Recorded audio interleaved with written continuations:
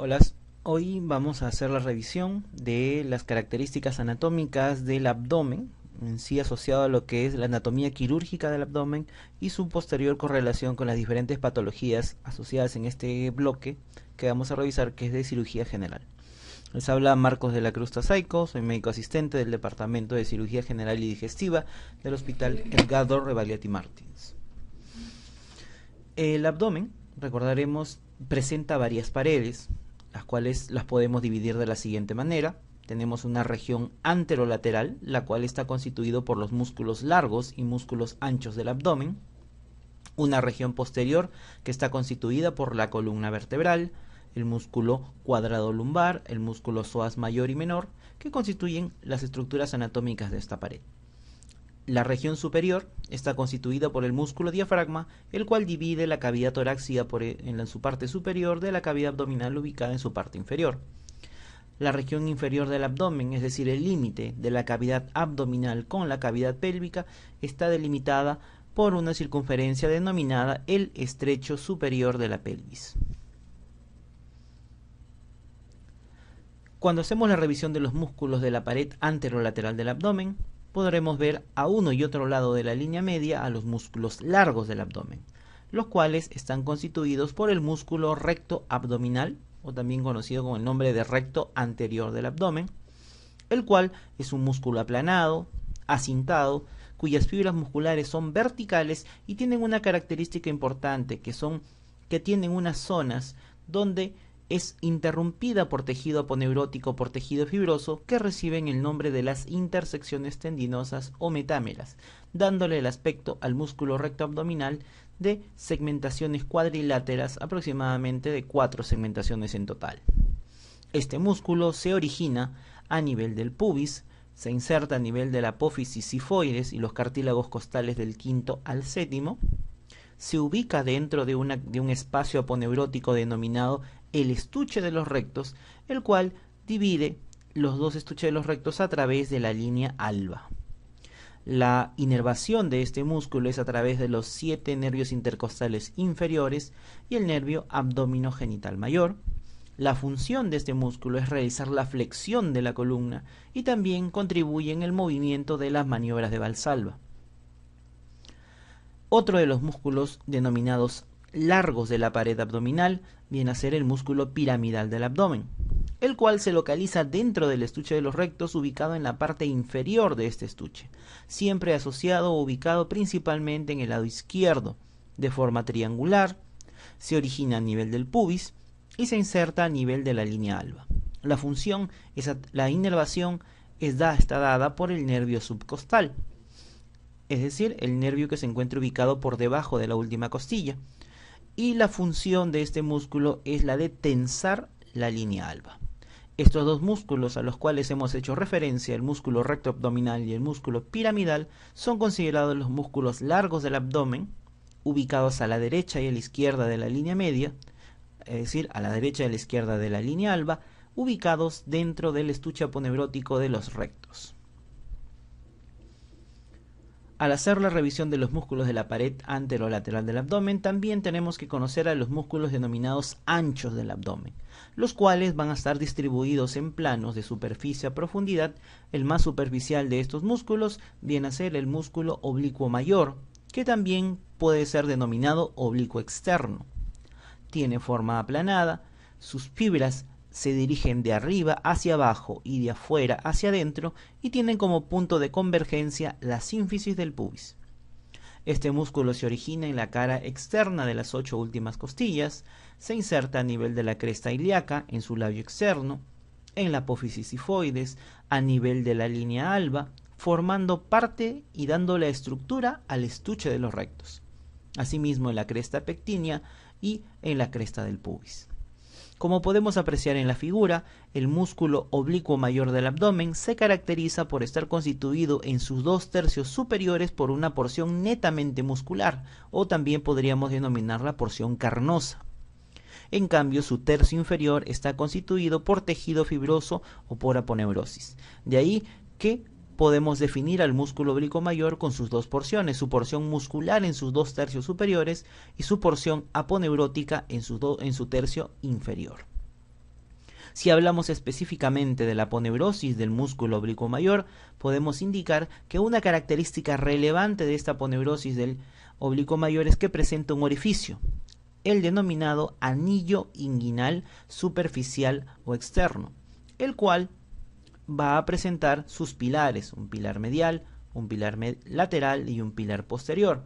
A través de este anillo inguinal superficial va a salir el contenido del conducto inguinal. En el caso del varón, el cordón espermático, y en el caso de las mujeres, el ligamento redondo del útero.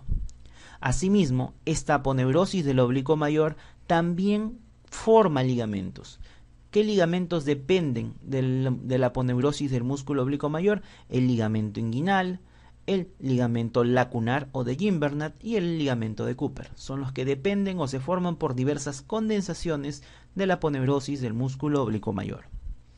Este músculo es inervado por los intercostales número 8 hasta el 11 más el nervio subcostal y el nervio abdominogenital mayor y menor. La función de los músculos anchos y la función del músculo oblicuo mayor es la flexión del tronco, la rotación lateral de la columna, el descenso de las costillas y está asociado con la maniobra de Valsalva. Los músculos anchos del abdomen, oblicuo mayor, menor y transverso, están asociados con la expiración forzada. En este caso, haciendo la revisión de las características de la aponeurosis del músculo oblicuo mayor, vamos a ver qué estructuras dependen de esta aponeurosis del oblicuo mayor. Como mencionamos hace un momento, esta aponeurosis presenta una hendidura, un orificio, que se denomina el anillo inguinal superficial o externo, el cual tiene una forma triangular, está delimitado por los pilares, un pilar interno, un pilar externo y un pilar posterior. Los pilares internos y externos están unidos o vinculados a través de unas fibras arciformes o intercrurales, los cuales delimitan y van a circunscribir todo este anillo que se denomina el anillo inguinal superficial, a través del cual protruye y sale el cordón espermático en el varón y el ligamento redondo en las mujeres. Los ligamentos que dependen del músculo oblicuo mayor, el primero de ellos es el ligamento inguinal o ligamento de Poupart, el cual se inserta a nivel de la espina ilíaca antero-superior del hueso coxal y a nivel de la espina del pubis o tubérculo del pubis. Una relación importante de este ligamento es que participa en la formación del conducto inguinal y específicamente forma el piso del conducto inguinal. Aquí lo podemos apreciar en esta imagen desde la espina ilíaca antero-superior hasta la espina del pubis, siempre como una dependencia o una condensación de la aponeurosis del músculo oblicuo mayor. Otro de los ligamentos que dependen o son parte del músculo de la aponeurosis del músculo oblicuo mayor es el ligamento lacunar o ligamento de Gimbernat, el cual viene a ser una extensión de forma triangular desde la porción interna del ligamento inguinal, el cual se inserta en el tubérculo del pubis y en la porción más medial o proximal de la cresta pectínea. Este ligamento lacunar de Gimbernat participa en la formación del anillo crural, siendo el borde interno de este anillo crural. En la imagen podemos ver el ligamento inguinal, cuya proyección medial hacia la cresta pectínea forma este ligamento de forma triangular que se llama el ligamento lacunaro de Gimbernat.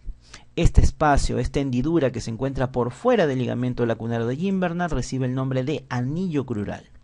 Este anillo crural, como vamos a ver más adelante, está delimitado de la siguiente manera: hacia adelante el ligamento inguinal, hacia atrás el ligamento de Cooper, medialmente por el ligamento lacunar y lateralmente por la vena femoral. Este anillo crural es el punto anatómico por donde protruyen las hernias crurales o hernias femorales. Recuerden estas características debido a que acá el tejido es netamente fibroso. Participan 3 ligamentos en la formación de este anillo asociados a la vena femoral.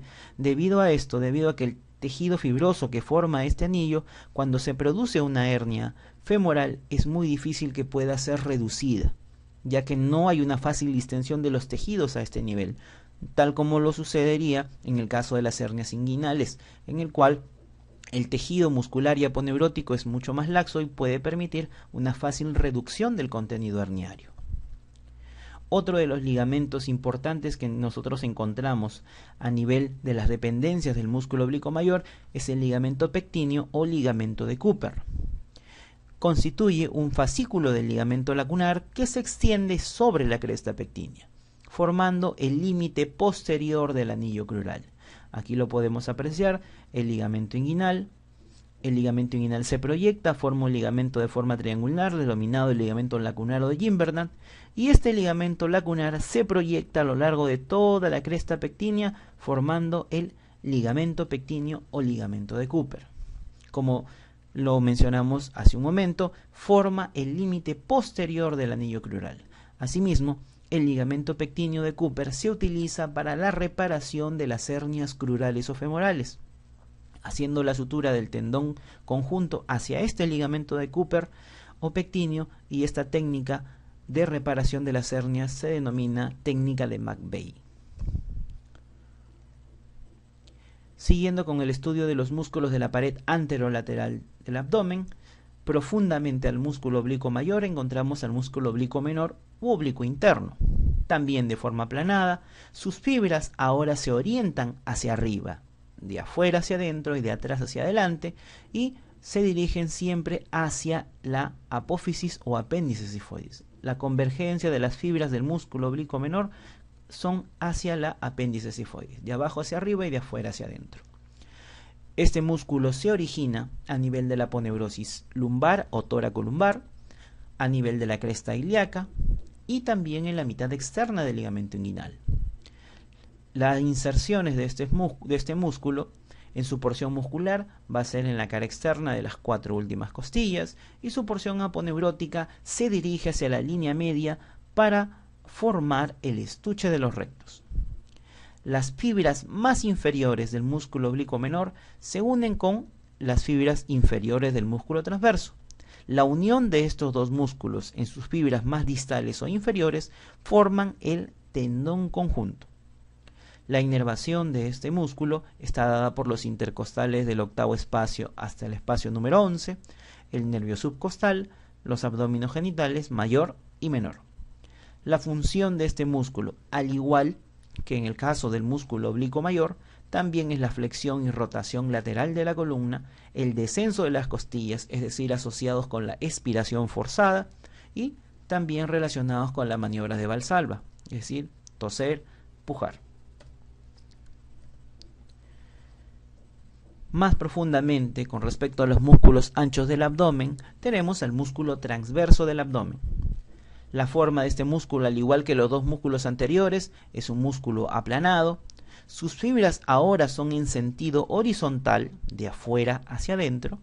Se origina a nivel de la aponeurosis lumbar o tóraco-lumbar, asimismo en la cara interna de las 6 últimas costillas, en la cresta ilíaca, en el tercio externo del ligamento inguinal, y su inserción se localiza principalmente a nivel de la línea media, en el apófisis sifoides, a nivel de la línea alba, formando el estuche de los rectos, cresta pectínea y cresta del pubis.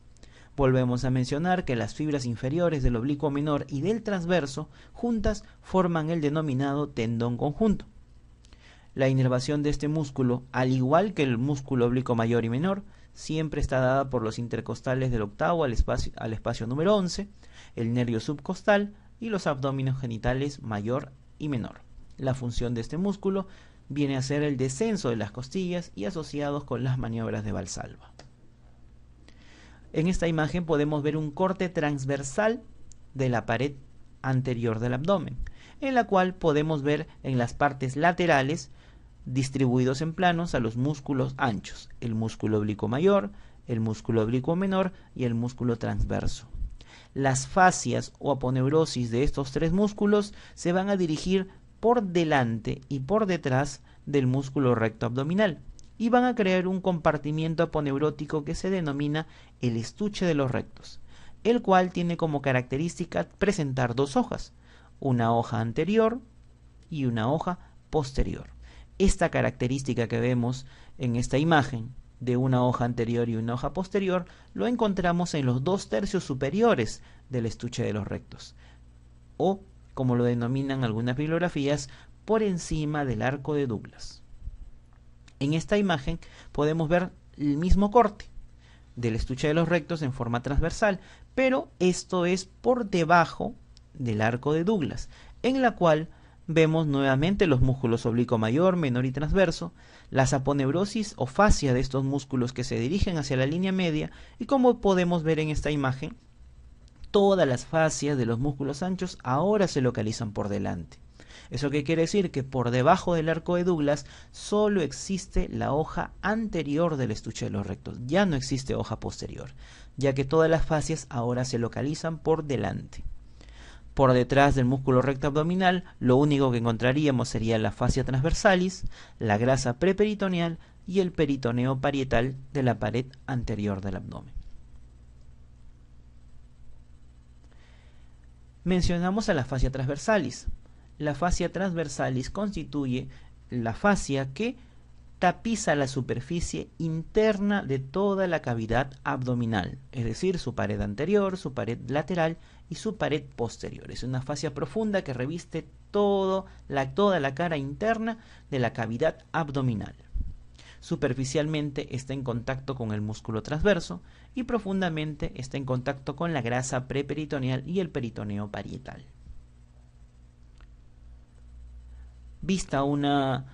Desde una vista interna de la pared abdominal, yo puedo apreciar, en este caso, las fibras del músculo transverso del abdomen, veo la cara posterior del estuche de los rectos, veo la línea alba, el orificio, la cicatriz umbilical, y aquí podemos ver la hoja posterior del estuche de los rectos y este que constituye el borde inferior de la hoja posterior del estuche de los rectos, el denominado arco de Douglas, el cual significa o delimita el fin de la hoja posterior del estuche de los rectos. Por debajo del arco de Douglas ya no existe hoja posterior del estuche de los rectos, sino lo único que encontraríamos sería la fascia transversalis. Cuando yo evalúo la región posterior de la pared abdominal, voy a encontrar a nivel de la línea media los cuerpos vertebrales de la columna vertebral lumbar. A la derecha y a la izquierda de estos cuerpos vertebrales vamos a encontrar a los músculos psoas mayor y psoas menor. Asimismo, más lateralmente encontramos el músculo cuadrado lumbar o cuadrado de los lomos. Precisamente vamos a hacer la descripción de este músculo. El músculo cuadrado lumbar o cuadrado de los lomos es un músculo de forma rectangular, el cual presenta un origen a nivel del ligamento iliolumbar, a nivel de la cresta ilíaca del hueso coxal, a nivel de las apófisis transversas de todas las vértebras lumbares. Sus fibras ascienden para insertarse en el borde inferior de la costilla número 12. Este músculo recibe su inervación a partir de ramas de los nervios raquídeos T12, L1, L2 y L3. La función de este músculo es la flexión lateral de la columna y la fijación de la costilla número 12 durante la inspiración. Otro de los músculos que nosotros encontramos a nivel de la pared posterior del abdomen es el músculo psoas mayor, el cual se localiza a la derecha y a la izquierda de la columna vertebral. Es un músculo largo, fusiforme, ubicados a ambos lados de la columna vertebral.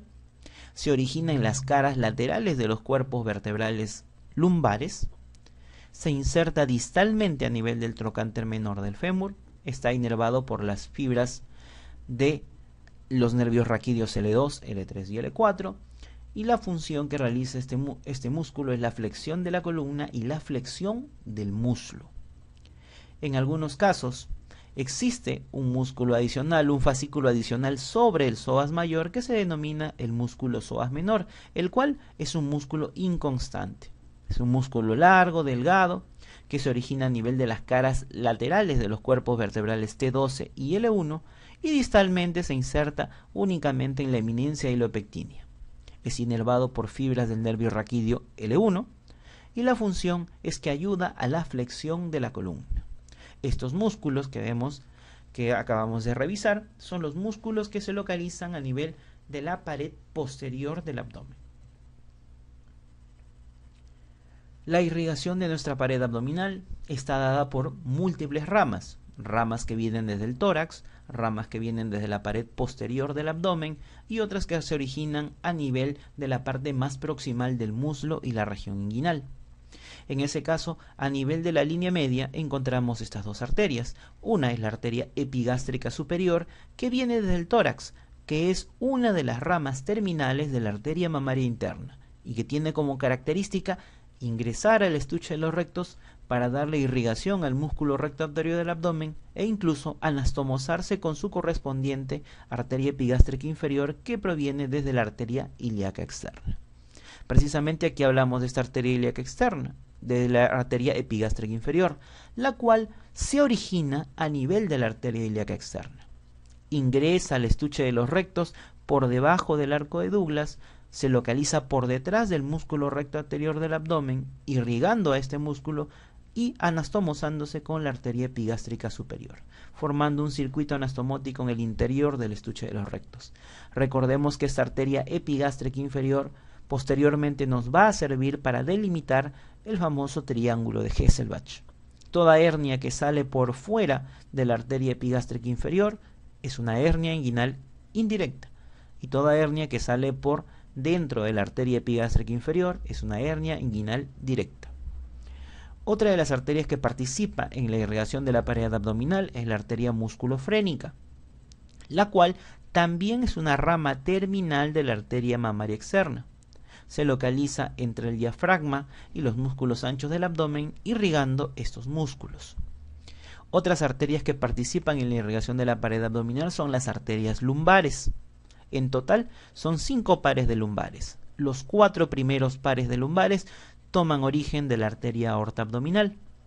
Se discurren por la pared posterior del abdomen y entre los músculos anchos, llegando hasta los bordes laterales del estuche de los rectos. El quinto par de lumbares prestan su irrigación o se originan a nivel de la arteria sacra media. Otras arterias que participan en la irrigación de la pared abdominal: una es la arteria circunfleja ilíaca superficial, que es rama de la arteria femoral, que irriga principalmente el tejido celular subcutáneo de la pared abdominal, y otra es la circunfleja ilíaca profunda, la cual se origina a nivel de la ilíaca externa. Esta se encuentra a nivel de los planos musculares, irrigando los músculos anchos del abdomen. Dentro de la pared abdominal, y sobre todo la pared anterolateral del abdomen, encontramos una región muy importante, la cual recibe el nombre de región inguinal. Esta región inguinal es un espacio triangular localizado en la parte baja de la pared anterolateral del abdomen. La región inguinal se delimita de la siguiente manera: trazamos una línea imaginaria a lo largo del ligamento inguinal, una segunda línea a lo largo del borde lateral del músculo recto anterior del abdomen o a través del borde lateral del estuche de los rectos, y una tercera línea que va en sentido horizontal desde la espina ilíaca anterosuperior hasta el borde lateral del estuche de los rectos. Este espacio triangular que hemos delimitado recibe el nombre de región inguinal. Es a través de esta región inguinal que vamos a encontrar un conducto muy importante de la pared abdominal, que se llama el conducto inguinal, lugar por donde se pueden presentar diversos tipos de hernias. El conducto inguinal se localiza dentro de esta región inguinal. Es un pasaje de aproximadamente 3.5 centímetros, localizado en la mitad interna del ligamento inguinal, dirigiéndose hacia adelante, hacia abajo y hacia la línea media. Para poder reconocer este conducto inguinal, vamos a utilizar un esquema en el cual podremos evidenciar cada una de las características de este conducto inguinal. Tomamos como punto de reparo la espina ilíaca anterosuperior del hueso coxal, la espina del pubis, y el ligamento que vincula estos dos elementos óseos es el ligamento inguinal, que, como recordamos hace un momento, el ligamento inguinal se forma por la condensación de la fascia del músculo oblicuo mayor del abdomen. El conducto inguinal se caracteriza por presentar dos anillos. Uno de ellos se llama el anillo inguinal superficial o externo, el cual se encuentra a nivel de la aponeurosis del músculo oblicuo mayor y presenta pilares: interno, externo y posterior. y el otro es el anillo inguinal profundo, que se encuentra a nivel de la fascia transversalis. Estos dos anillos van a ser el orificio de entrada y de salida del cordón espermático en el hombre y el ligamento redondo en la mujer, y es por aquí donde se pueden también presentar orificios o estructuras herniarias. El anillo inguinal superficial se encuentra más o menos a 1 centímetro de distancia de la espina o tubérculo del pubis. En cambio, el anillo inguinal profundo se localiza a la mitad de la distancia que existe entre la espina ilíaca anterosuperior y la espina del pubis.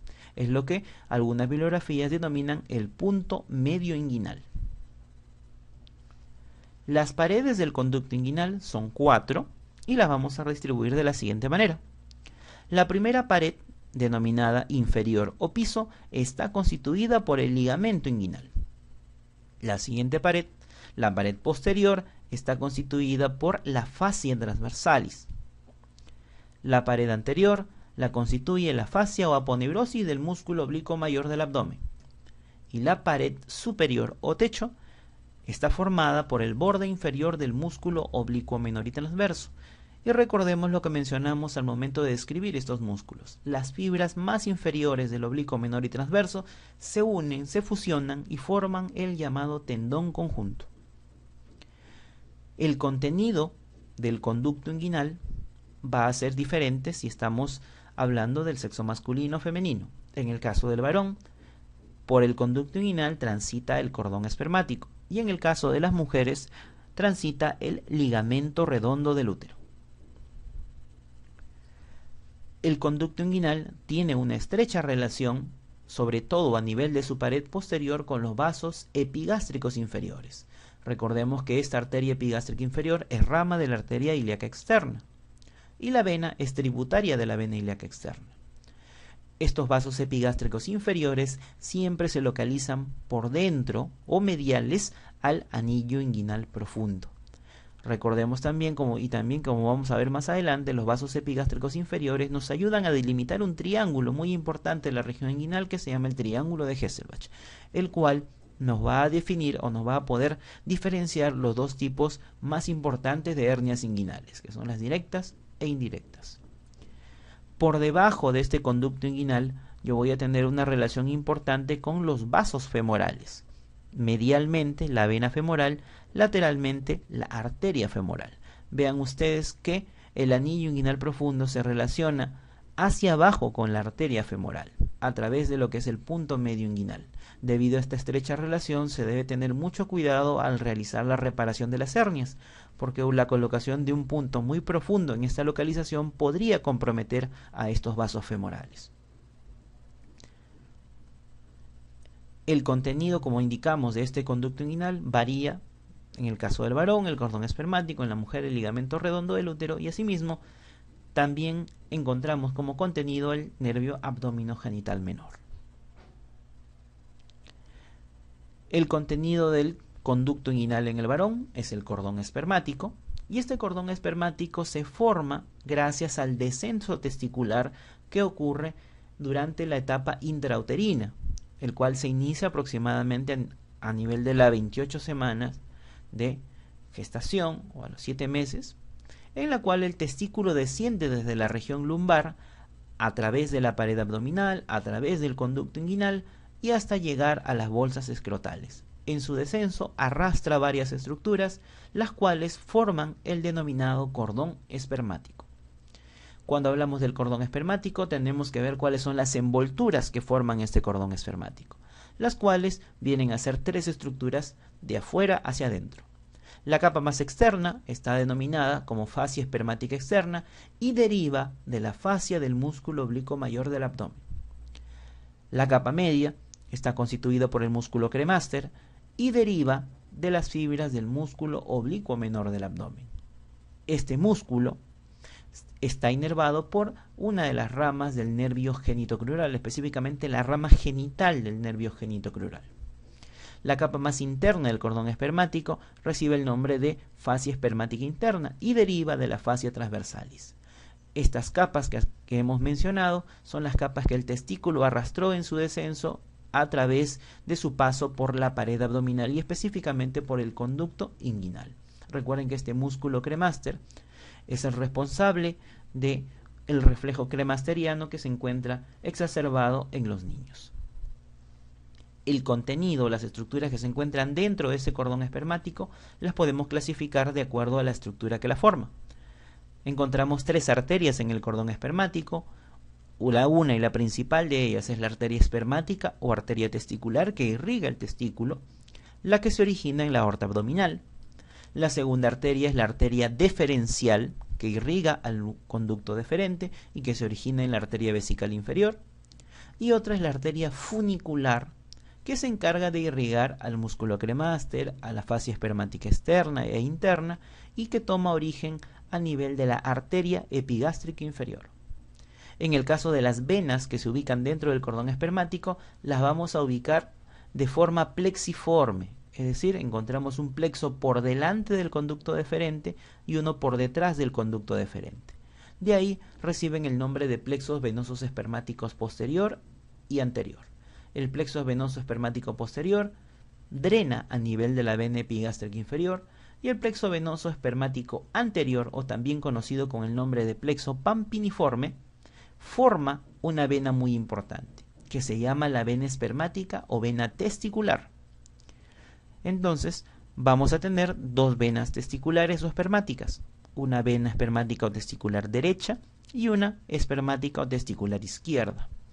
La vena testicular derecha desemboca o drena en la vena cava inferior y la vena testicular izquierda desemboca a nivel de la vena renal izquierda.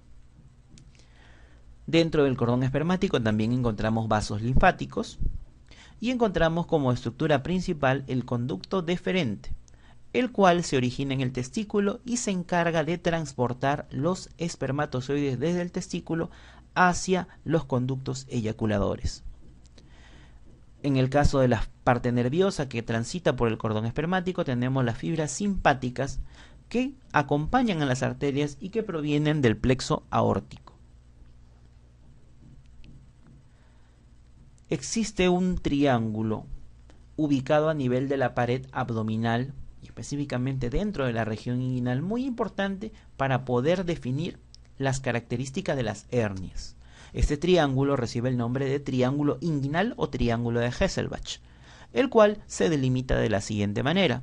El límite interno está constituido por el borde lateral del estuche de los rectos, o algunos libros lo indican como la línea semilunar. Otro es el límite externo, constituido por los vasos epigástricos inferiores que se originan en los vasos ilíacos externos, y el límite inferior está formado por el ligamento inguinal. Este espacio triangular que tenemos a este nivel recibe el nombre de triángulo inguinal o de Hesselbach. Por fuera de este triángulo de Hesselbach y por fuera de los vasos epigástricos inferiores, yo tengo la presencia del anillo inguinal profundo, como podemos ver en esta imagen, por donde están descendiendo los vasos testiculares y por donde está pasando o transitando el conducto deferente, para formar el cordón espermático en la parte externa. Cuando yo hago el estudio o la evaluación de un paciente con una tumoración reductible o no reductible a nivel de la región inguinal, tengo que tener como primer punto de reparo el ligamento inguinal. Este ligamento inguinal me va a definir si la masa es una hernia inguinal o es una hernia crural. Para eso debemos tener en cuenta la localización de esta masa o tumoración. Si yo veo una hernia por sobre el ligamento inguinal o por encima del ligamento inguinal, el diagnóstico se trata de una hernia inguinal. En cambio, si tengo una hernia por debajo del ligamento inguinal, voy a tener el diagnóstico de una hernia crural. Entonces, nuestro punto de reparo importante aquí es el ligamento inguinal. Toda hernia sobre el ligamento inguinal es una hernia inguinal. Toda hernia por debajo del ligamento inguinal es una hernia crural. Recordemos que las hernias inguinales se dividen en 2, una hernia inguinal directa y una hernia inguinal indirecta. Y para poder definir si una es directa o indirecta, aquí utilizamos como punto de reparo el triángulo de Hesselbach.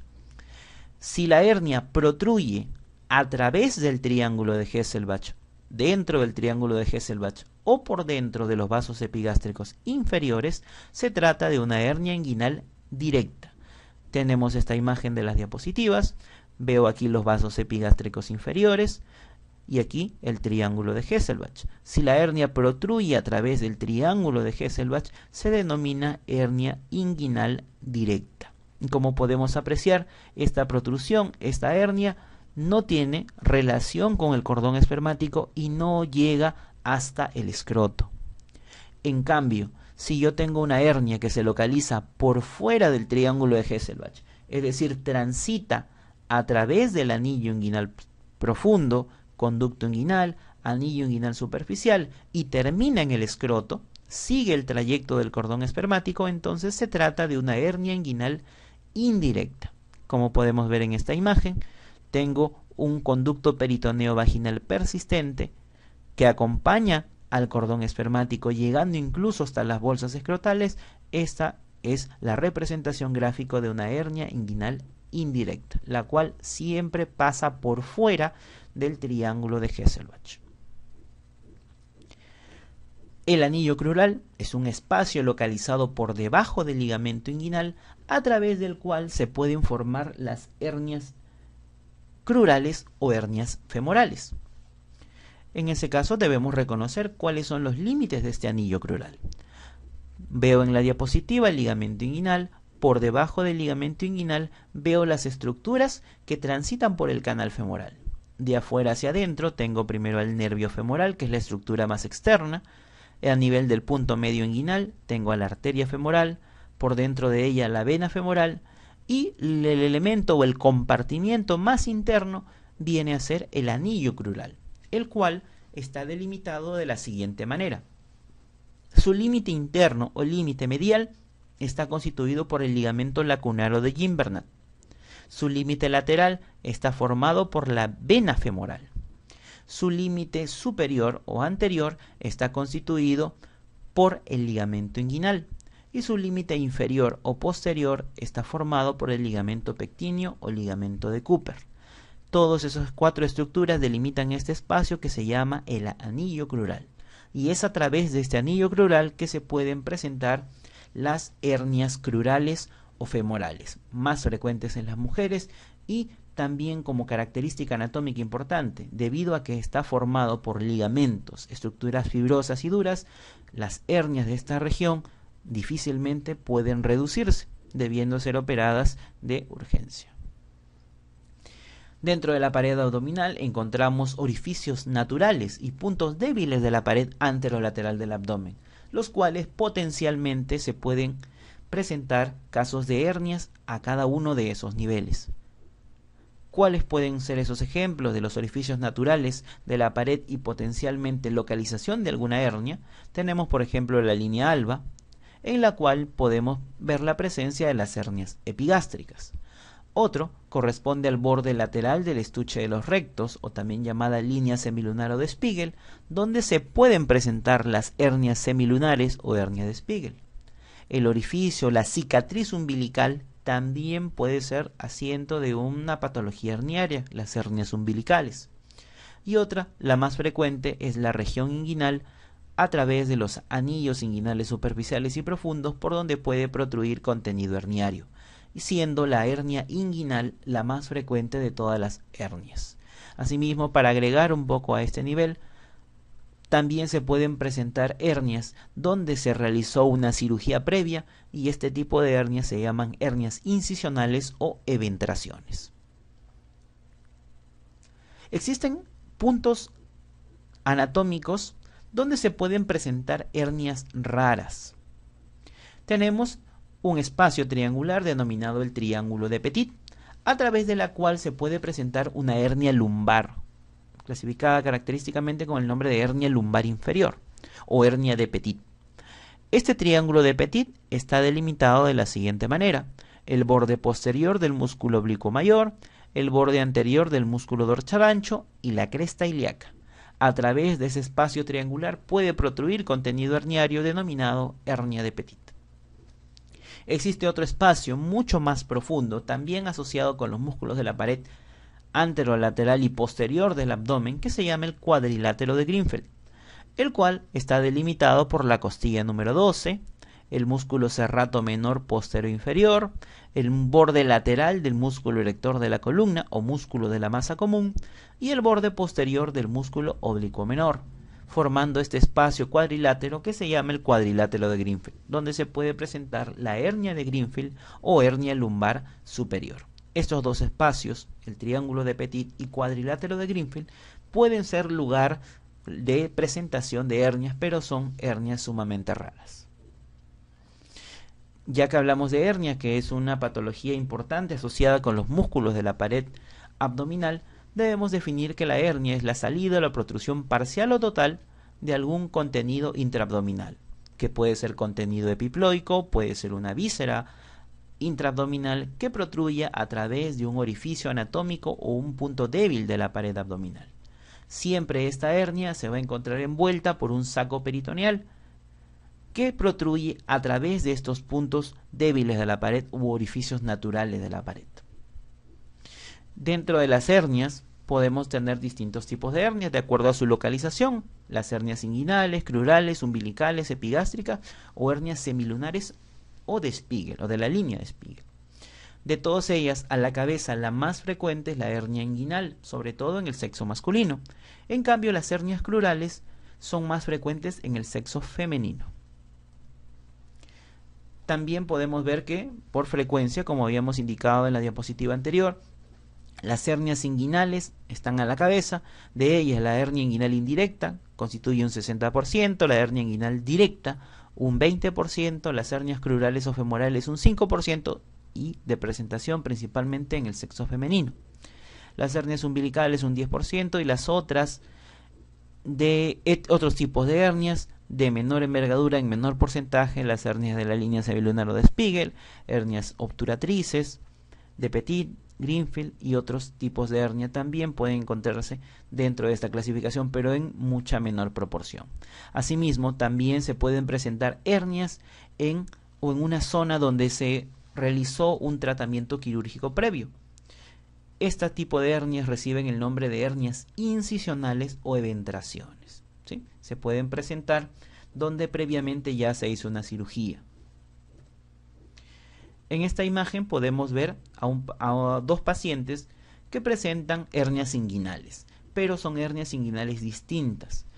En el caso de la izquierda tenemos un paciente con una hernia que protruye sobre el anillo inguinal superficial. Aquí se evidencia que el defecto de la pared es a nivel de la pared posterior de la región inguinal. El paciente puja o hace una maniobra de Valsalva, protruye el saco herniario a ese nivel y, como podemos apreciar, en ningún momento la hernia llega hasta el escroto. Y esta hernia se encuentra cerca de la línea media, protruye a nivel de la pared posterior del conducto inguinal dentro del triángulo de Hesselbach, por dentro de los vasos epigástricos inferiores y se denomina hernia inguinal directa. Esta hernia es una hernia propia del varón y principalmente en el varón adulto o el anciano, generalmente debido al producto del debilitamiento de la pared abdominal. En cambio, en el lado derecho tenemos una hernia que sale por el anillo inguinal profundo, pasa por el conducto inguinal, protruye a través del anillo inguinal superficial y llega hasta el escroto, siguiendo el trayecto del cordón espermático, siguiendo el trayecto del conducto peritoneo vaginal. Este tipo de hernias muchos la denominan hernias inguinoescrotales, pero su definición es una hernia inguinal indirecta. Generalmente este tipo de hernias se presentan también en el sexo masculino como en el femenino, mayor en el varón, pero sobre todo a edades tempranas, en el recién nacido, en los niños o en los jóvenes, debido a la persistencia del conducto peritoneo vaginal. Podemos apreciar aquí los dos anillos, el anillo inguinal superficial y el anillo inguinal profundo, y vemos cómo un asa intestinal está transitando a lo largo de los anillos y a lo largo del conducto.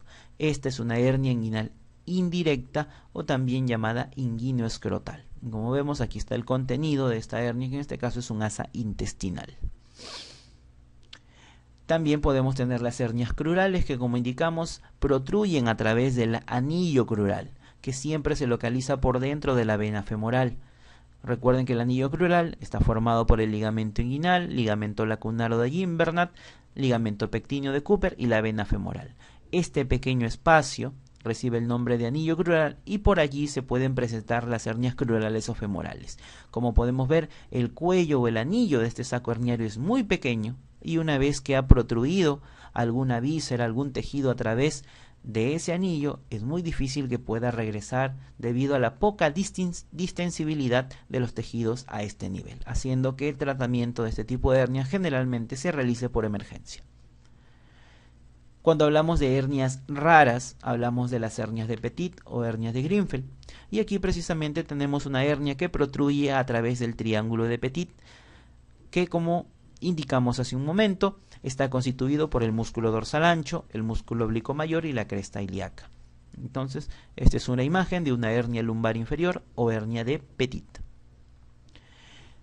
Dejando ya de hacer, culminando la revisión de las estructuras musculares de la pared abdominal, ahora revisamos la parte anatómica de superficie de la región abdominal.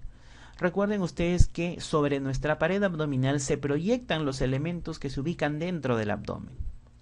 Para eso vamos a trazar dos líneas verticales y líneas horizontales. Las líneas verticales constituyen la prolongación de la línea medioclavicular que se proyecta hasta el abdomen, llegando hasta la región inguinal, tanto en el lado derecho como en el lado izquierdo. Las líneas horizontales van a ser las siguientes. El primero es el llamado plano transpilórico, el cual transita o pasa a través de la primera vértebra lumbar. El segundo es el plano transtubercular, el cual une los tubérculos de la cresta ilíaca derecha con la cresta ilíaca izquierda. Cuando se intersectan estas cuatro líneas, las dos verticales y las dos horizontales, vamos a tener una segmentación de la pared abdominal o de la superficie anterior del abdomen en 9 cuadrantes, los cuales van a contener distintos tipos de órganos de acuerdo a la localización, como lo vamos a ver a continuación. El primero de los espacios de la parte superior recibe el nombre de hipocondrio derecho. Las estructuras más importantes localizadas a este nivel vienen a ser el hígado y específicamente el lóbulo derecho del hígado. Asimismo, la vesícula biliar también se localiza a este nivel. El cuadrante ubicado en la parte media de la región superior es el epigastrio, donde nosotros encontramos el lóbulo izquierdo del hígado, el esófago abdominal, el estómago, principalmente el cardias y la curvatura menor del estómago. A nivel del hipocondrio izquierdo encontramos el fondo gástrico, el vaso y el ángulo esplénico del colon. En la parte media y desplazado o ubicándonos nosotros en el lado derecho, encontramos el flanco derecho, donde la estructura principal a este nivel viene a ser el colon ascendente. En la parte central ubicamos el mesogastrio, el cual se localiza alrededor de la región umbilical, donde las estructuras que ubicamos a ese nivel vienen a ser el estómago, la región antropilórica del estómago, el epiplón mayor, el colon transverso como estructuras o elementos más superficiales, las distintas porciones del duodeno y el páncreas a nivel más profundo y retroperitoneal, y las asas intestinales delgadas con el mesenterio ubicados también a este nivel. De las asas intestinales delgadas, yeyuno ilion, principalmente encontramos el yeyuno a nivel mesogástrico. En el flanco derecho, lo que vamos a encontrar va a ser el colon descendente. A nivel de la fosa ilíaca derecha, encontramos el ciego y el apéndice cecal en ambos sexos, pero en el caso del sexo femenino debemos de agregar el ovario derecho y el tercio externo de la trompa derecha. A nivel del hipogastrio, que es la parte media de la región inferior, encontramos la vejiga urinaria, el ilion y el recto en ambos sexos. En el caso de la mujer debemos de agregar el útero y la vagina y las partes mediales de ambas trompas, y en el caso del varón debemos agregar la próstata y las vesículas seminales. En el caso de la fosa ilíaca izquierda, en ambos sexos, el colon sigmoides, y en el caso del sexo femenino debemos agregar el ovario izquierdo y el tercio externo de la trompa uterina u ovárica izquierda. Entonces, de esa manera, nosotros podemos ver qué órganos se proyectan sobre los distintos cuadrantes de la pared abdominal, los cuales nos pueden evidenciar clínicamente los órganos que examinamos durante la palpación e inspección de la pared abdominal. Haciendo la revisión de las estructuras tanto viscerales como parietales de la región abdominal, la serosa que se localiza en el interior del abdomen recibe el nombre de peritoneo. Y este peritoneo, debido a la distribución de peritoneo parietal, visceral y sus distintos repliegues, genera una cavidad dentro del abdomen, la cual recibe el nombre de cavidad peritoneal. Recuerden ustedes que el peritoneo, que presenta dos divisiones, que es el peritoneo parietal, el cual reviste la cara interna de los elementos de la pared abdominal, y el peritoneo visceral, que recubre a cada uno de los órganos de la cavidad abdominal, constituye la serosa de nuestros órganos. El peritoneo viene a ser la capa serosa más externa del organismo. La superficie del peritoneo aproximadamente es de 1.72 metros cuadrados, muy similar a la superficie dérmica o de la piel. Está recubierto por una capa continua, es decir, el mesotelio. Se comporta como una barrera pasiva y semipermeable a la difusión de agua y solutos de bajo peso molecular. Y recuerden que el peritoneo puede ser utilizado para la realización de diálisis, como lo es la diálisis peritoneal. El peritoneo, como mencionamos hace un momento, se divide en parietal y visceral, formando a través de sus distintos repliegues la llamada cavidad peritoneal. La cavidad peritoneal es el espacio extravascular más grande que existe en el organismo. El peritoneo es distinto en su inervación e irrigación si es que hablamos del peritoneo parietal y visceral. De los dos, el parietal y el visceral, el que presenta dolor al corte, a la movilización, a la distensión, es el peritoneo parietal. Es sensible al dolor, a la temperatura y al tacto. El peritoneo parietal es el que recubre a la pared anterior del abdomen y se encuentra inervado por los 6 últimos nervios torácicos o intercostales inferiores, por el primer nervio raquídeo lumbar. Estos nervios no solo inervan el peritoneo, sino inervan a los músculos de la pared abdominal y también inervan la piel. Recuerden que un punto importante de la inervación de la pared abdominal es que siempre la piel que se encuentra alrededor de la cicatriz umbilical es inervada por T10 o D10, es decir, el nervio raquídeo torácico número 10. Siempre es el que se localiza a nivel periumbilical. De ahí hacia la región supraumbilical tendríamos el 9, el 8 y el 7. Por debajo de la cicatriz umbilical, T11, T12 y el nervio abdominogenital, que es el L1. El peritoneo, que reviste la cara inferior del músculo diafragma, es inervado por el nervio frénico, y las partes periféricas o laterales por los nervios intercostales inferiores, específicamente los 6 últimos nervios intercostales inferiores.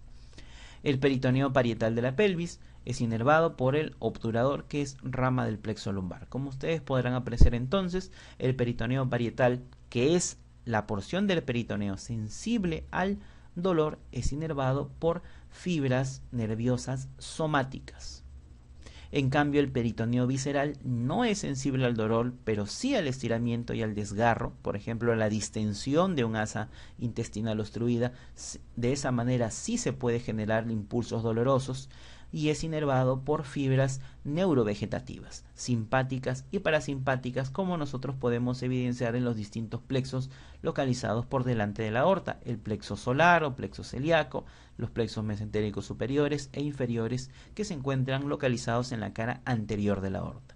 Esos plexos generan ramas que viajan a través de las arterias y se encargan de la inervación del peritoneo visceral. Gracias a la distribución del peritoneo de parietal y visceral y sus distintos repliegues, vamos a ver que nuestra cavidad abdominal se divide de la siguiente manera: en una cavidad peritoneal propiamente dicha, que es el espacio que se encuentra ubicado dentro de las distintas hojas del peritoneo. Tenemos en esta imagen un corte transversal con el peritoneo de la pared anterior, de la pared lateral, de la pared posterior, el cual crea un compartimiento que se denomina cavidad peritoneal. Dentro de esta cavidad peritoneal encontramos órganos que se encuentran íntegramente revestidos por todas sus caras, por lo cual estos órganos reciben el nombre de órganos peritoneales o intraperitoneales. Existe un espacio que se localiza por detrás del peritoneo parietal posterior. Este espacio o este compartimiento que vemos en esta imagen en color naranja recibe el nombre de espacio retroperitoneal. Es decir, los órganos de esta región únicamente tienen cubierta de peritoneo por su cara anterior. ¿Qué estructuras encontramos en el espacio retroperitoneal? Del tubo digestivo encontramos el duodeno, encontramos el colon ascendente, el colon descendente, encontramos el páncreas, la cabeza, el cuello y el cuerpo del páncreas. En el caso del aparato genitourinario encontramos a los riñones, a las glándulas suprarrenales y a los uréteres. Con respecto a los vasos sanguíneos, a la arteria aorta abdominal, a la vena cava inferior y a las ramas del plexo lumbar. Una última subdivisión que encontramos a nivel de la cavidad abdominal es el espacio subperitoneal. Como su nombre lo indica, constituye el espacio que se encuentra por debajo del peritoneo. Y esto lo encontramos a nivel de la excavación pélvica. A este nivel yo veo el peritoneo parietal anterior, el cual se distribuye sobre la vejiga y luego sobre la cara anterior del recto y se continúa por la pared posterior del abdomen. Los órganos localizados por debajo del peritoneo corresponden al espacio subperitoneal, los cuales son el recto o la ampolla rectal, la vejiga, la próstata en el varón y en el caso de la mujer, el útero, la vagina, la vejiga y el recto. El peritoneo, cuando se distribuye dentro de la cavidad abdominal formando la cavidad peritoneal, presenta repliegues. Estos repliegues van a ser de tres tipos. El primero de ellos recibe el nombre de epiplones u omentos. La definición de un epiplón u omento viene a ser un repliegue de peritoneo que une víscera con víscera y que contiene vasos sanguíneos, arterias y venas, contiene vasos linfáticos, contiene ganglios linfáticos, nervios, sobre todo neurovegetativos, y tejido adiposo o grasa. El segundo repliegue de peritoneo se denomina meso, el cual une la pared abdominal, pero sobre todo la pared abdominal posterior con una víscera. También entre sus hojas yo voy a encontrar vasos sanguíneos, linfáticos, nervios y grasa. El tercer tipo de repliegues peritoneales se denominan ligamentos, los cuales vienen a ser repliegues de peritoneo que unen víscera con víscera o pared con una víscera, pero que solamente están formados por hojas de peritoneo, mas no voy a encontrar vasos sanguíneos, nervios o linfáticos. Estos tres constituyen los repliegues del peritoneo y estos repliegues peritoneales van a sostener a las vísceras, van a fijar a las vísceras, van a proteger a las vísceras, ya sea como medio de fijación, sostén, vascularización o algunas relaciones para crear diversos tipos de compartimientos o divisiones dentro de la cavidad peritoneal.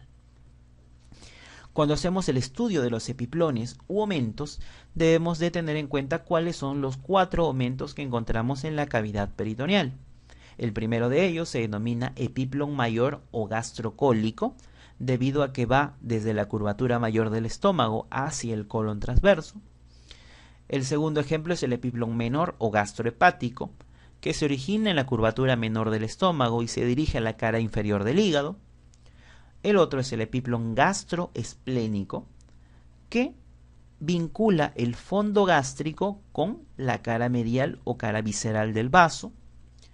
El epiplón pancreático esplénico, que vincula la cola del páncreas con el ilio esplénico o cara medial del vaso. Cada uno de estos epiplones u omentos se caracterizan por tener arterias, venas, nervios linfáticos y nervios neurovegetativos, así como tejido adiposo. Comenzamos a revisar cada uno de los epiplones. Tenemos el primer epiplón, el epiplón menor o gastrohepático, el cual une la curvatura menor del estómago con el hígado. Está constituido por dos hojas de peritoneo, una hoja anterior y una hoja posterior. Presenta tres porciones o pars. De arriba hacia abajo tenemos una primera pars que une la cara derecha del esófago y el cardias con el hígado y se denomina pars condensa. Tenemos una segunda porción que une la curvatura menor del estómago con la cara inferior del hígado, que es muy transparente, muy delgada y que se denomina pars flácida. Y tenemos una tercera y última porción que va desde el píloro y la primera porción del duodeno hacia la cara inferior del hígado y el hilio hepático. Se llama pars vascular. A este nivel yo voy a encontrar el conducto colédoco, la vena porta y la arteria hepática propia. A nivel del epiplon menor o gastrohepático encontramos estructuras anatómicas. ¿Qué estructuras anatómicas ubicamos dentro del epiplon menor o gastrohepático? Encontramos a los vasos gástricos.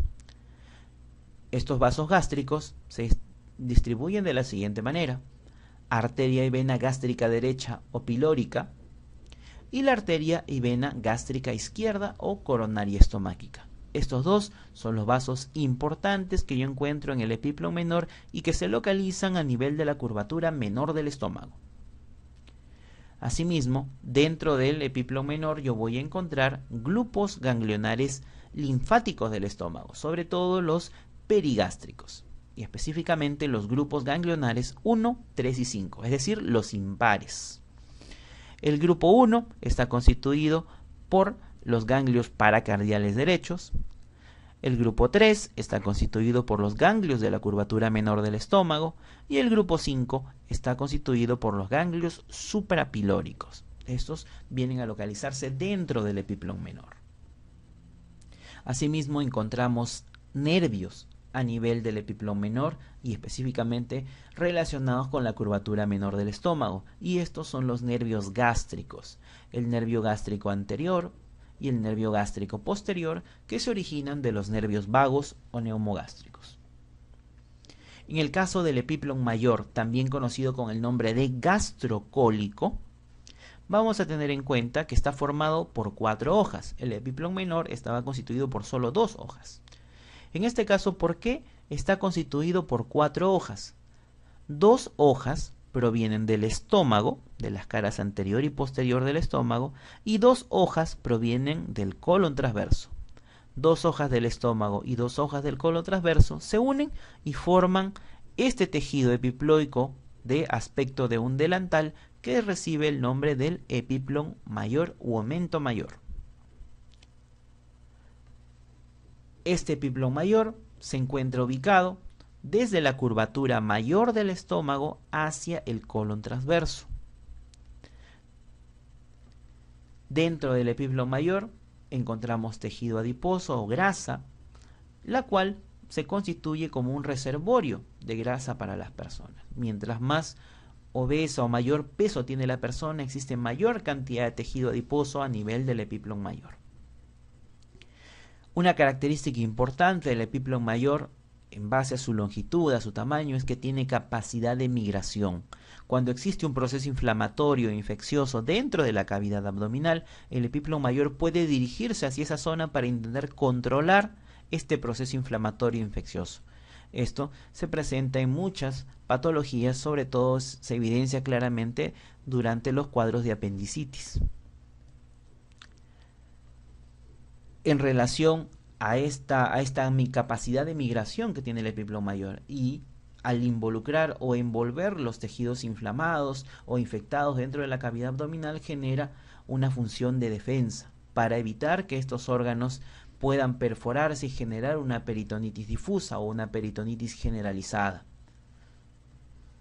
Asimismo, dentro del epiplon mayor también podemos tener una función de inmunidad celular, ya que se pueden generar ciertos tipos de macrófagos, siempre asociados con la función de defensa de procesos inflamatorios e infecciosos dentro de la cavidad abdominal.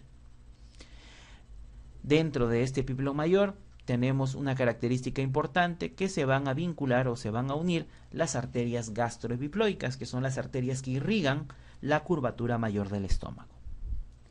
¿Qué estructuras anatómicas se ubican dentro del epiplon mayor? Cuando hablamos de vasos sanguíneos, encontramos a las arterias gastroepiploicas. Arteria y vena gastroepiploica derecha, rama de la gastroduodenal. Arteria y vena gastroepiploica izquierda, rama de la arteria esplénica. Asimismo, encontramos las arterias epiploicas y encontramos el arco infracólico de Barco.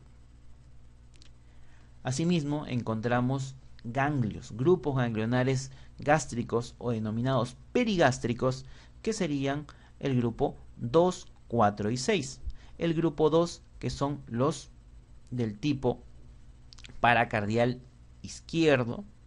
El 4, que son los ganglios de la curvatura mayor del estómago. Y los 6, que son los infrapilóricos. Mencionamos hace un momento el arco de Barco, el cual se encuentra formado por la unión de la arteria epiploica derecha, que es esta, rama de la arteria gastroepiploica derecha, más la arteria epiploica izquierda, rama de la gastroepiploica izquierda. Estas dos arterias epiploicas se vinculan, se unen dentro del epiplón mayor y forman el arco de Barco.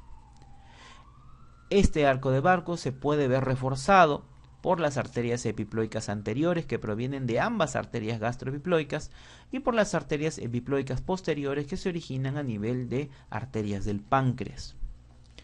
¿Cuál es la función que tiene o la importancia del arco de Barco?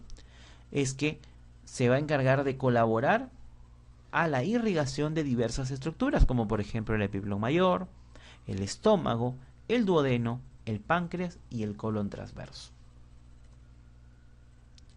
Siguiendo con el estudio de los epiplones, tenemos el epiplón gastroesplénico, el cual está uniendo la curvatura mayor del estómago y sobre todo el fondo gástrico con el ilio esplénico. A través de este epiplón gastroesplénico vamos a encontrar la presencia de los vasos gástricos cortos que irrigan el fondo gástrico y que toman origen de la arteria esplénica. Asimismo, encontramos el origen de los vasos gastroepiploicos izquierdos, también que se originan en la arteria esplénica, y encontramos los ganglios del grupo 10 o ganglios del ilio esplénico. El último de los epiplones recibe el nombre de epiplón pancreático esplénico, el cual va a vincular la cola del páncreas con el ilio esplénico. La importancia de este epiplón pancreático esplénico es que a través de él van a pasar los vasos esplénicos, la arteria esplénica que se origina en el tronco celíaco y la vena esplénica que posteriormente va a contribuir a formar la vena porta. Asimismo, encontramos grupos ganglionares linfáticos del estómago, específicamente el grupo 11, que constituye o es denominado los grupos ganglionares de la arteria esplénica. Pasando al estudio del siguiente repliegue de peritoneo, que son los mesos, aquí tenemos los ejemplos de mesos que tenemos en la cavidad abdominal. El primero de ellos es el mesenterio, el segundo el mesocolon transverso, el tercero el mesocolon sigmoides y el cuarto el mesoapéndice. Recordemos la definición de meso: es un repliegue de peritoneo que une pared con víscera, sobre todo pared posterior del abdomen con víscera, y en su interior siempre arterias, venas, nervios linfáticos y tejido adiposo o grasa. El primero de ellos y el más representativo de todos los mesos es el mesenterio. Es el meso que une la pared posterior del abdomen con el intestino delgado, el yeyuno y el ilion. Está formado por dos hojas y constituye un amplio pliegue que va al yeyuno a ilion y que lo vincula con la pared posterior del abdomen.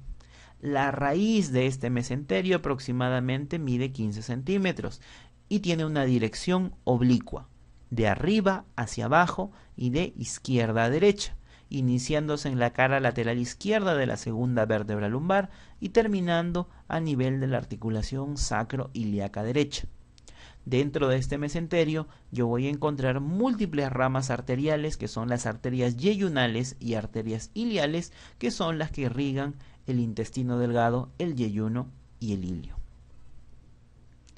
El mesenterio contiene diversas estructuras, como lo acabamos de mencionar. ¿Qué arterias y venas encontramos en el mesenterio? Las principales: la arteria y vena mesentérica superior. Las vemos en la imagen: la vena mesentérica superior localizada a la derecha, la arteria mesentérica superior ubicada hacia la izquierda. Asimismo, encontramos las ramas de estos vasos: las arterias yeyunales ciliares que se originan a nivel de la arteria mesentérica superior, y encontramos también los arcos arteriales que se van a encargar de la irrigación del intestino delgado. Encontramos vasos linfáticos, los vasos linfáticos quilíferos, los vasos ganglionares del grupo ganglionar número 14 del estómago, que son los ganglios de los vasos mesentéricos superiores, y encontramos nervios, que son las ramas del plexo nervioso neurovegetativo del plexo mesentérico superior, que siempre siguen el trayecto de las arterias. Asimismo, vamos a ver que progresivamente, desde el inicio del mesenterio a nivel del yeyuno hasta la finalización a nivel del ilion, la grasa en el mesenterio aumenta progresivamente en cantidad. Es decir, a nivel del ilion siempre vamos a encontrar mayor cantidad de grasa en el mesenterio del ilion. El mesocolon transverso también está constituido por dos hojas, es un pliegue de peritoneo de disposición o de trayecto horizontal de derecha a izquierda. Se inserta en la superficie o cara anterior de la cabeza del páncreas y cuerpo del páncreas, así como la segunda porción del duodeno, y se une hacia la cara posterior del colon transverso, para posteriormente rodearlo y cubrirlo en toda su integridad y formar distalmente las hojas inferiores o posteriores del epiplón mayor. Este mesocolon transverso, como lo vemos en la imagen, se une o se inserta a nivel de la cara anterior del duodeno, específicamente la segunda porción del duodeno y la cara anterior de la cabeza y cuerpo del páncreas. El mesocolon transverso contiene varias estructuras, contiene vasos sanguíneos, la arteria y vena cólica media, rama de la mesentérica superior, arteria y vena cólica izquierda, específicamente su rama ascendente. Asimismo, encontramos vasos linfáticos, los ganglios paracólicos, ganglios intermedios y el grupo ganglionar 15 del estómago, que son los ganglios de la arteria cólica media. Encontramos plexos nerviosos neurovegetativos, las ramas del plexo mesentérico superior y las ramas del plexo mesentérico inferior. Otro de los mesos muy frecuentemente utilizado en la parte quirúrgica es el mesoapéndice. Este meso se origina a nivel de la cara posterior del ilion terminal y se comporta como un pliegue de forma triangular, el cual contiene la arteria apendicular. Se adhiere a la hoja izquierda del mesenterio y, justo como habíamos indicado, en el borde libre de este mesoapéndice yo siempre voy a encontrar la arteria apendicular, la cual tiene que ser ligada durante la exéresis del apéndice en una apendicectomía. El último de los mesos es el mesocolon sigmoides, el cual fija al colon sigmoides a la pared de la pelvis, tiene la forma de una U invertida. De esta manera, el vértice se encuentra cerca de la bifurcación de la arteria aorta en ilíacas comunes. La hoja izquierda desciende medialmente sobre el músculo psoas izquierdo, en cambio la hoja derecha desciende hacia la cavidad pélvica, llegando hasta el tercer segmento sacro, lugar donde el colon sigmoide se continúa cambiando de nombre y tomando la ubicación del recto. El mesocolon sigmoides también contiene estructuras. Contiene vasos sanguíneos, las arterias y venas sigmoideas, ramas de la mesentérica inferior. Contiene los vasos rectales superiores o hemorroidales superiores, que es la continuación de la arteria mesentérica inferior. Contiene la arteria ima o innominada, que es una arteria inconstante, y también contiene el punto crítico de Sudeck, que es la anastomosis de la última arteria sigmoidea con la arteria rectal superior. Contiene vasos linfáticos, ganglios paracólicos, ganglios intermedios. En la parte nerviosa encontramos ramas del plexo mesentérico inferior. El tercer y último tipo de repliegues peritoneales son los ligamentos. Recordemos que un ligamento peritoneal está constituido por un repliegue de peritoneo que une víscera con víscera o pared con víscera, pero que no contiene vasos sanguíneos, linfáticos, nervios o grasa. En este caso, los ligamentos van a ser diferentes de acuerdo al órgano en el cual encontramos los ligamentos. En tal sentido, encontraremos ligamentos hepáticos, ligamentos esplénicos, ligamentos hepáticos o hepatoduodenales, ligamentos de la región duodeno-yeyunal o de Treis y ligamentos cólicos. Como vemos, cada uno de los ligamentos vamos a describirlos conforme vayamos haciendo el estudio de cada uno de los órganos ubicados en la cavidad intraabdominal. Gracias a los repliegues de peritoneo, en la cavidad peritoneal se van a generar espacios. El primero de los puntos de reparo a tratar es el mesocolon transverso. Recuerden ustedes, el mesocolon transverso se localiza por delante del duodeno, de la segunda porción del duodeno, por delante del páncreas, y este mesocolon transverso hace una división de la cavidad peritoneal. Por encima del mesocolon transverso encuentro una región denominada región supramesocólica, en la cual voy a encontrar varias fosas. La primera fosa, fosa hepática, donde se encuentra el hígado.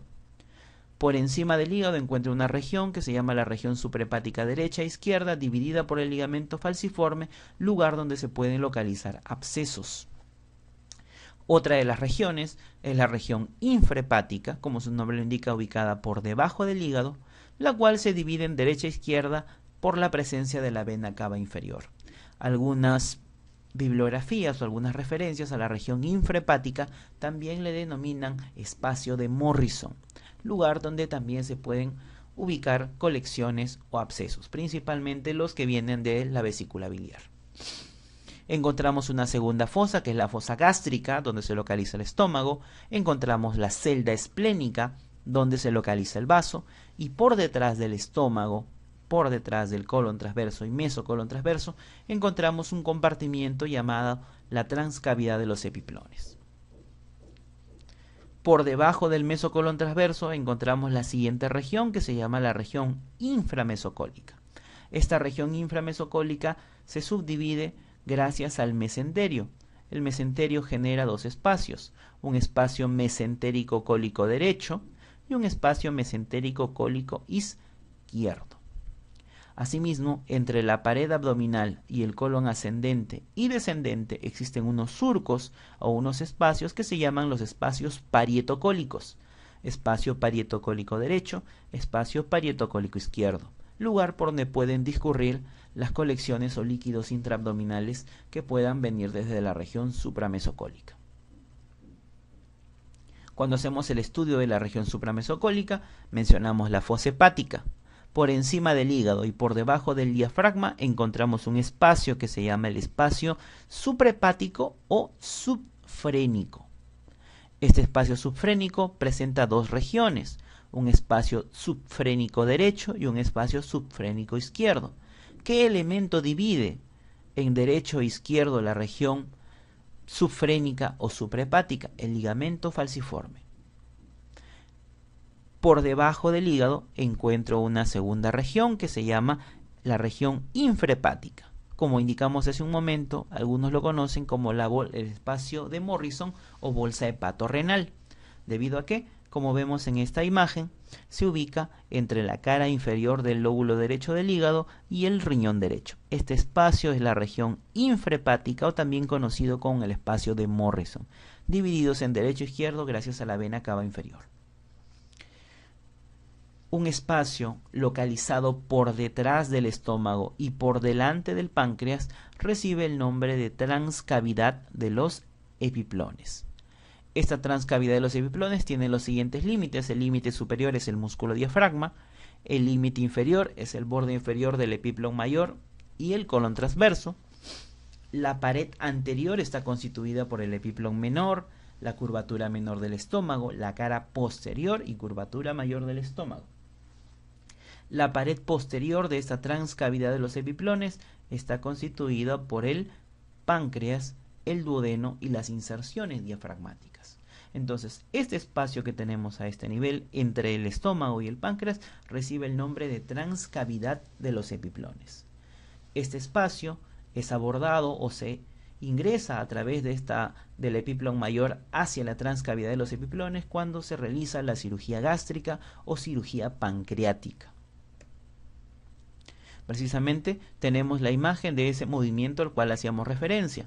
Se secciona o se apertura el epiplón mayor, se eleva el estómago evidenciando su cara posterior, y a través de él ingreso a este espacio que se llama la transcavidad de los epiplones. Y en esta transcavidad de los epiplones, el elemento principal que encuentro aquí es el duodeno y el páncreas, sobre todo lo que es la cabeza, cuello, cuerpo del páncreas, los cuales pueden ser abordados durante cirugías de este órgano, las duodenopancreatectomías, las pancreatectomías distales o pancreatectomías medias.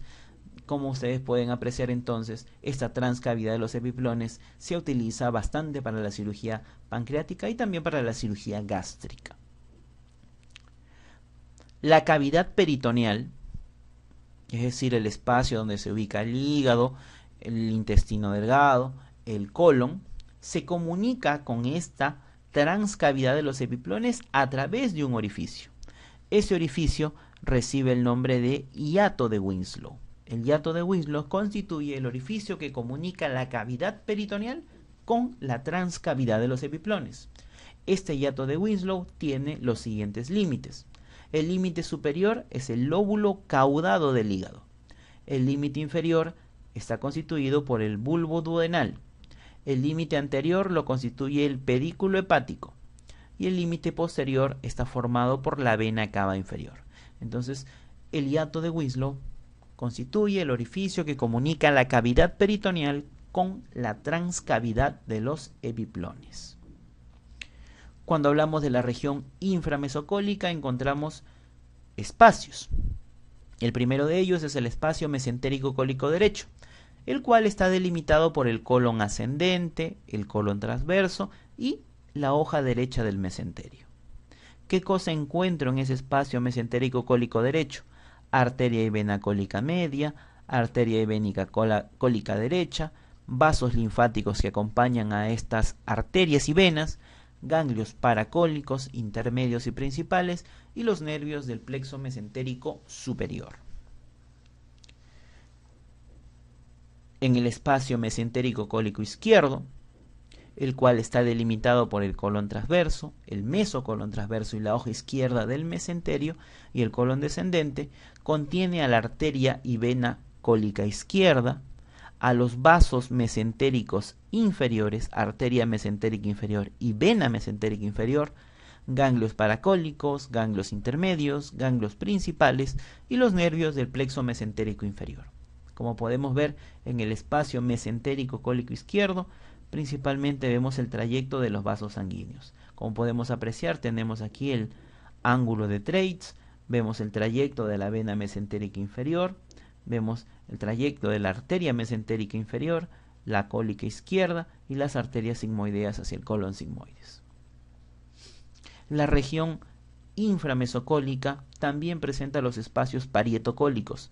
Parietocólico se refiere al espacio que está ubicado entre los músculos de la pared abdominal y el colon ascendente y descendente, donde nosotros vamos a encontrar un repliegue de peritoneo que recibe el nombre de línea de Tolt.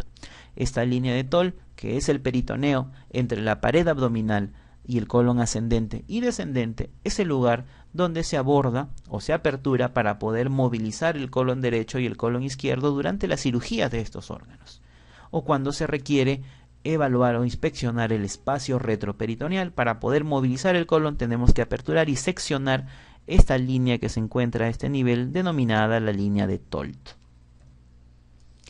El espacio subperitoneal, es decir, por debajo del peritoneo. Aquí veo la línea del peritoneo pélvico. Como ustedes pueden apreciar, por encima de esta línea tengo los órganos intraabdominales. Por debajo de esta línea tenemos los órganos intrapélvicos, que también los vamos a poder llamar órganos subperitoneales. En ese caso, el espacio subperitoneal está delimitado de la siguiente manera. Su límite superior es el peritoneo pelviano y su límite inferior es el piso pélvico. El piso pélvico está constituido por el músculo elevador del ano. A nivel de este espacio subperitoneal, lo más importante que ubicamos es el recto, sobre todo a nivel de lo que es la ampolla rectal. Y también encontramos los órganos genitales internos del varón y de la mujer. En el caso del varón, la próstata, las vesículas seminales, y en el caso de la mujer, el útero y la vagina. existe un último espacio también relacionado por la distribución del peritoneo dentro del abdomen, que es el espacio retroperitoneal. Como su nombre lo indica, se encuentra por detrás del peritoneo. Por detrás del peritoneo y por delante de los músculos de la pared posterior del abdomen. En este espacio retroperitoneal vamos a encontrar estructuras que pertenecen al tubo digestivo, como por ejemplo el duodeno, específicamente la segunda, tercera y cuarta porción del duodeno. Encontramos el colon ascendente y el colon descendente. En el caso de la vía o el aparato geniturinario encontramos a los riñones derecho e izquierdo, a las glándulas suprarrenales.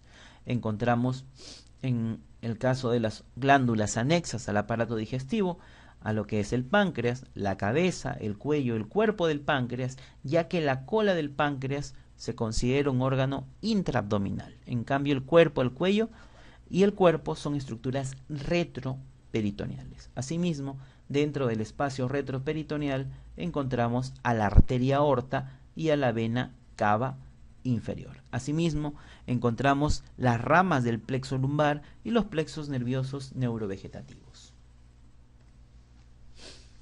Cuando hacemos el estudio de las estructuras retroperitoneales, uno de los elementos muy importantes dentro de la irrigación de la pared abdominal y de las estructuras internas del abdomen es la arteria aorta abdominal y las ramas de esta arteria.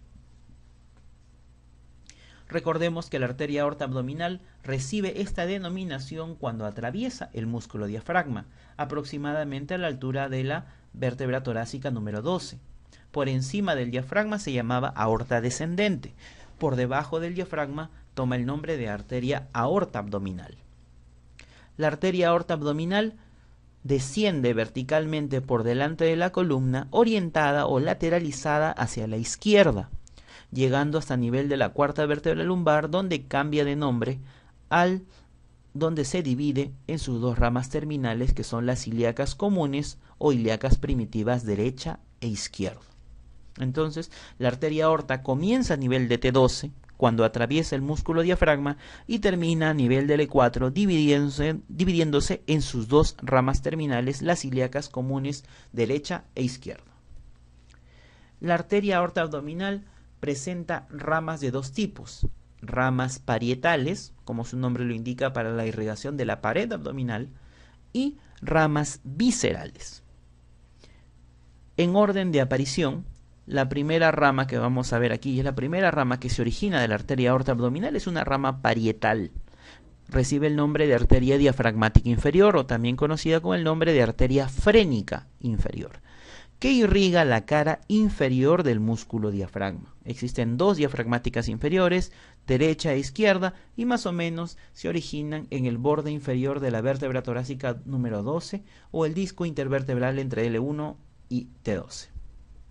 La siguiente es una arteria muy importante para la irrigación de las vísceras del aparato digestivo superior o de la región supramesocólica. Esta arteria se denomina el tronco celíaco, de la cual van a originarse tres ramas: la arteria esplénica, la arteria hepática común y la arteria gástrica izquierda o coronaria estomáquica. La siguiente arteria importante que irriga el intestino delgado y el colon derecho es la arteria mesentérica superior, la cual se origina aproximadamente a nivel de la primera vértebra lumbar. A ese mismo nivel encontramos la emergencia o la salida de la arteria capsular media, que es una de las tres arterias que irriga la glándula suprarrenal. A nivel de L2 encontramos el origen de las arterias renales, arteria renal derecha y arteria renal izquierda. En este caso podemos evidenciar que la arteria renal derecha siempre se localiza a un nivel más inferior que la renal izquierda, debido a que en el lado derecho del abdomen tenemos la presencia del hígado, y el hígado desplaza las estructuras a un nivel más inferior.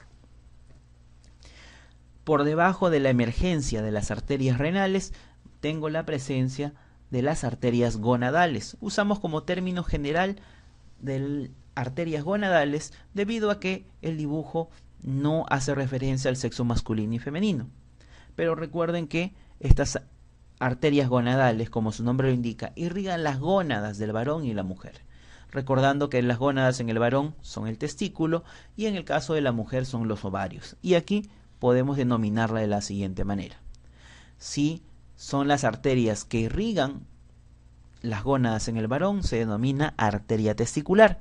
Si son las arterias que irrigan las gónadas de la mujer, se llaman arterias ováricas, derecha e izquierda. A nivel de L3 tengo la emergencia de la arteria mesentérica inferior que irriga el recto, el colon izquierdo, es decir, el colon sigmoide, colon descendente y el tercio externo del colon transverso. Y como una de las ramas terminales de la arteria aorta, justo a nivel de su bifurcación tenemos una arteria que se llama la arteria sacramedia. Entonces, hasta ahora hemos visto en su mayoría ramas viscerales, que son el tronco celíaco, la arteria capsular media, la arteria mesentérica superior, las arterias renales, las arterias gonadales y la arteria mesentérica inferior.